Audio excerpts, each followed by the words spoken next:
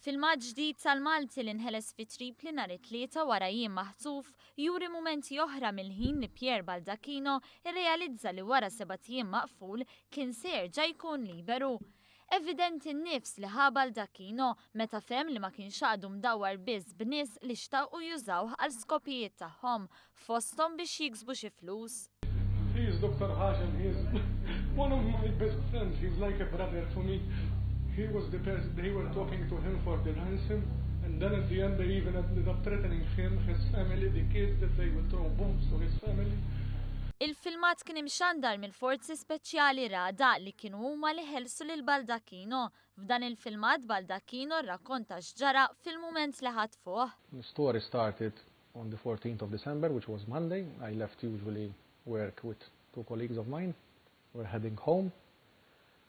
Towards the end of the highway, a car crossed in front of me.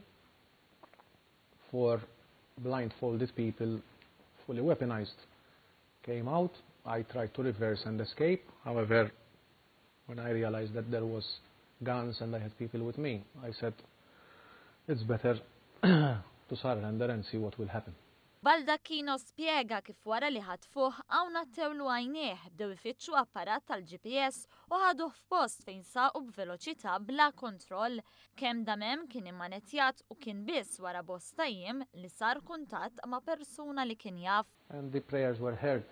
This morning, it was around 1 o'clock in the morning, where I couldn't sleep because the guy that was guarding me snores like crazy, so I couldn't sleep.